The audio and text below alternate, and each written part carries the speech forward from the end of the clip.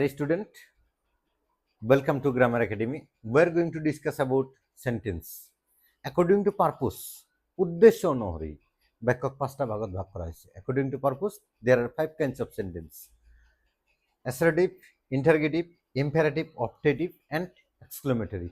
বর্তমান ইংৰাজী ব্যাকৰণত 4 নম্বৰত থকা optative নাই।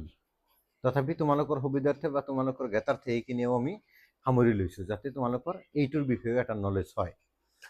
তো আজি আমি আলোচনা কৰিম অ্যাকৰ্ডিং টু পাৰপোজ, উদ্দেশ্য অনুযায়ী যে বাক্যৰ 5টা ভাগত ভাগ কৰা হৈছে, বৰ্তমান ব্যাকৰণ মতে 4টা ভাগত ভাগ কৰা হৈছে তাৰ বিষয়ে। 1 নম্বৰত আছে অ্যাসাৰ্টিভ সেন্টেন্স অৰ্থাৎ বৰ্ণনাত্মক বাক্য। যিবোৰ বাক্যই কোনো ঘটনা বিশেষ দাঙি ধৰে বা বৰ্ণনা কৰে তেনেবোৰ বাক্যকে বৰ্ণনাত্মক বাক্য বুলি কোৱা হ'ব। আমি উদাহৰণস্বৰূপে যদি লওঁ, মেন কেন ৰান, মানুহে দৌৰিব পাৰে, বাৰ্ড কেন ফ্লাই, চৰাই উৰিব পাৰে, এই জাতীয় বাক্যবোৰ অ্যাসাৰ্টিভ সেন্টেন্সৰ ভিতৰত পৰে। অ্যাসাৰ্টিভ সেন্টেন্স মানে মনত ৰাখিবা, ইয়াত এফাৰ্মেটিভ সেন্টেন্সও থাকিব, নেগেটিভ সেন্টেন্সও থাকিব। কিছুমানৰ ভ্ৰান্ত ধাৰণা আছে যে নেগেটিভ সেন্টেন্স মিন্স নেগেটিভ, এইবোৰ অ্যাসাৰ্টিভ হ'ব নোৱাৰে। আচলতে নহয়, নেগেটিভ কেতিয়াও এফাৰ্মেটিভ নহ'ব, কিন্তু নেগেটিভ এটা অ্যাসাৰ্টিভ হ'ব পাৰে। কথাটো বুজাব পাৰিছোঁ। নেগেটিভ কেতিয়াও এফাৰ্মেটিভ হ'ব নোৱাৰে, কাৰণ নেগেটিভ মানে নহয় বোধক আৰু এফাৰ্মেটিভ মানে হয় বোধক। সেইকাৰণে নেগেটিভ কেতিয়াও এফাৰ্মেটিভ হ'ব নোৱাৰে, কিন্তু নেগেটিভ সেন্টেন্স বা এফাৰ্মেটিভ সেন্টেন্স দুইটা সেন্টেন্সে অ্যাসাৰ্টিভৰ ভিতৰত থাকিব পাৰে। 2 নম্বৰত আহোঁ ইন্টাৰোগেটিভ সেন্টেন্স অৰ্থাৎ প্ৰশ্নবোধক বাক্যলৈ। প্ৰশ্নবোধক বাক্য ক'লে তোমালোকৰ মনত কথাটো স্পষ্ট হৈয়ে গৈছে যে যিবোৰ বাক্যৰ জৰিয়তে কোনো প্ৰশ্ন কৰা হয় সেইবোৰ বাক্যকেই প্ৰশ্নবোধক বাক্য বুলি কোৱা হ'ব। আমি উদাহৰণস্বৰূপে দুটা বাক্য ইয়াত লৈছোঁ যে হোৱাট ইজ ইউৰ নেম, তোমাৰ নাম কি, ইয়াত প্ৰশ্ন কৰা হৈছে, গতিকে এইটো প্ৰশ্নবোধক বাক্য হ'ব। আল্টিমেটলি ইন্টাৰোগেটিভ সেন্টেন্স হ'ব।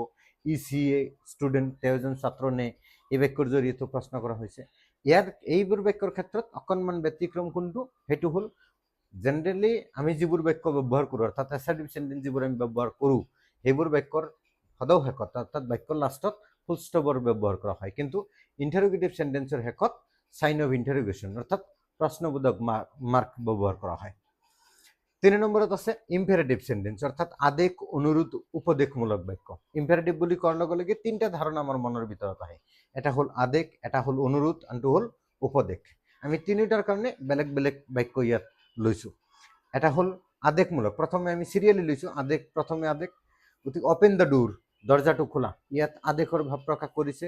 2 নম্বৰত আছে অনুৰোধ, প্লিজ সিট ডাউন, অনুগ্ৰহ কৰি বহক। আৰু 3 নম্বৰ আছে উপদেশ, টেক মেডিচিন ইন টাইম, সময়মতে ঔষধ খাবা, অৰ্থাৎ যেনেকৈ ডাক্তৰে আমাক কয় যে ঔষধবোৰ সময়মতে খাবা, অৰ্থাৎ এইটো আমাক উপদেশ দিছে। এই জাতীয় বাক্যবোৰ যেনে হাৰ্ডৱৰ্ক, কঠোৰ পৰিশ্ৰম কৰা, এইবোৰ বাক্য একোটা ইম্পেৰেটিভ সেন্টেন্সৰ ভিতৰত পৰে। তাৰপিছত আছে 4 নম্বৰ, যেটো আজিৰ ডেটত গ্ৰামাৰত নাই। অপটেটিভ সেন্টেন্স মানে হ'ল অভিশাপ বা আশীৰ্বাদমূলক বাক্য। এইবোৰ বাক্যৰ জৰিয়তে অভিশাপো দিয়া হয়, আশীৰ্বাদো দিয়া হয়, এই সকলোখিনিক সামৰি লয়। আমি দুটা উদাহৰণ লৈছোঁ, এটা অভিশাপৰ, এটা আশীৰ্বাদৰ।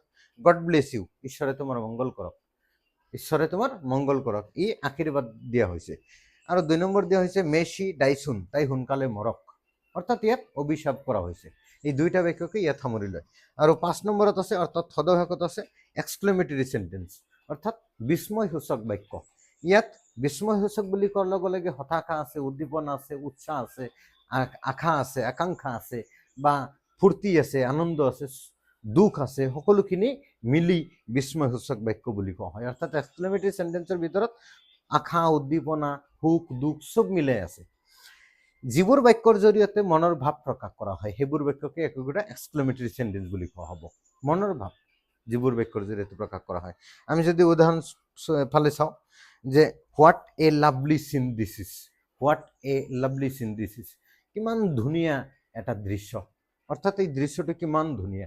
এই যে মনৰ ভাৱ, মানে কিবা এটা দৃশ্য আমি দেখা পালোঁ, দেখাৰ লগে লগে আমাৰ মনৰ ভিতৰৰ পৰা উদয় হৈ গ'ল যে what a lovely scene this is, দৃশ্যটো কিমান ধুনীয়া। অৰ্থাৎ এই যে এটা মনৰ ভাৱ প্ৰকাশ কৰাটো, এই মনৰ মানে নিজৰ অজানিতেই উলিওৱা ভাৱটোকে এক্সক্লেমেটৰী সেন্টেন্স বুলি ক'ব। বা আমি আন এটা বাক্য ইয়াত লৈছোঁ যে মাই পেট হেজ ইনজুৰ্ড, পেট মানে ইয়াত নিজৰ কুকুৰটো, পালিত কুকুৰটোৰ নাম আমি ইয়াত উল্লেখ কৰিছোঁ পেট। মাই পেট হেজ ইনজুৰ্ড অৰ্থাৎ মোৰ পেটটো আঘাতপ্ৰাপ্ত হ'ল। ইয়াত অকণমান দুখ লগা, সেইকাৰণে ইয়াত প্ৰথমে শব্দটো ব্যৱহাৰ কৰা হৈছে অৰ্থাৎ মনৰ ভাৱটো মানে যেনেহেন এক্সপ্ৰেশ্যন বুজাইছে ঠিক তেনেহেনেই এক্সপ্ৰেশ্যনটো দিব লাগিব কথাটো বুজত আহিছে যদি কাৰোবাৰ এই বিষয়ে প্ৰশ্ন থাকে তোমালোকে কমেণ্ট বক্সত কমেণ্ট কৰি জনাবা আমি তোমালোকক A to Z যদি কাৰোবাৰ কিবা প্ৰশ্ন আছে A to Z আলোচনা A to Z প্ৰশ্নৰ উত্তৰ আমি দিবলৈ সদায় প্ৰস্তুত আছো সদায় শেষত এক্সক্লেমেটৰী সেন্টেন্সৰ লাষ্টত যেনেকৈ আমি অ্যাসাৰ্টিভ সেন্টেন্সৰ লাষ্টত ফুল ষ্টপ ব্যৱহাৰ কৰিছিলোঁ ইণ্টাৰগেটিভ সেন্টেন্সৰ লাষ্টত আমি সাইন অফ ইণ্টাৰগেশ্যন ব্যৱহাৰ কৰিছোঁ ঠিক তেনেকৈ এক্সক্লেমেটৰী সেন্টেন্সৰ লাষ্টত সাইন অফ এক্সক্লেমেশ্যন ব্যৱহাৰ কৰা হ'ব তো অহা ক্লাছত আমি পুনৰ লগ প্ৰতিশ্ৰুতিৰে আজিৰ ক্লাছটো ইমানতে সামৰিছোঁ ধন্যবাদ